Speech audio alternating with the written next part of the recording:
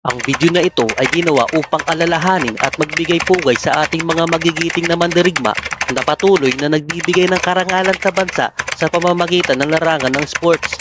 Saludo kami sa inyo, kabady. No, he did not get there.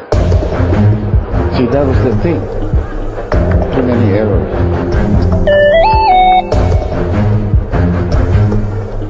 Makeable.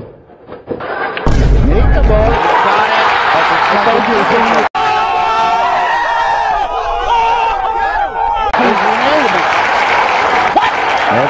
Tsatsambang ko lang yun. Sinungaling ka! That's as easy as it's gonna get. That's as easy as it's gonna get.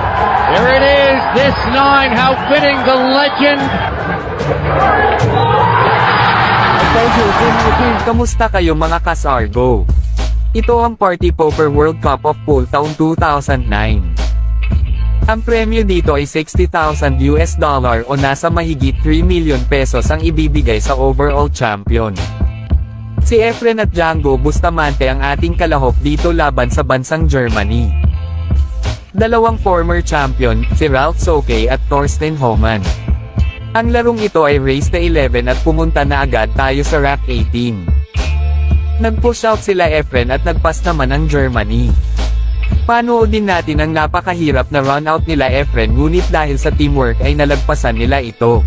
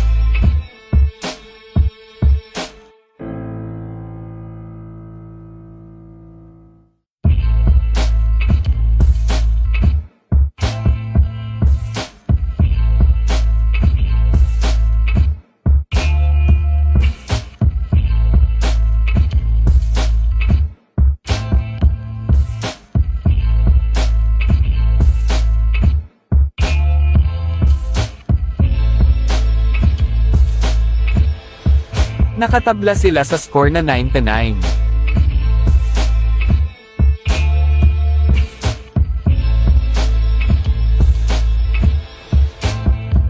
Nasa hill na sina Efren dito at siya ang mag-break sa rack 20.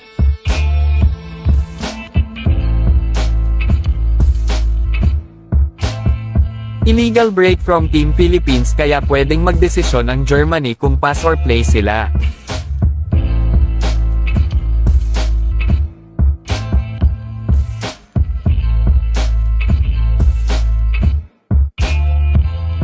Panoodin ang pagalingan ng tactical safe play sa rack na ito, sino kaya ang magwawagi?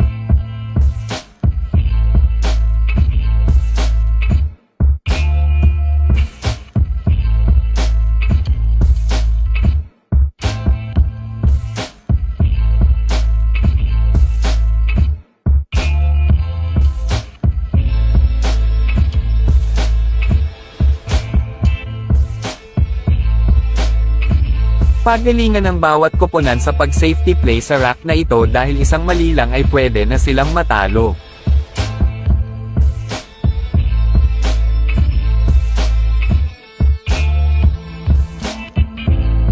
Napakagandang depensa ang ginawa ni Django dahil doon nagkaroon na ng pagkakataon silang makatira ng maayos.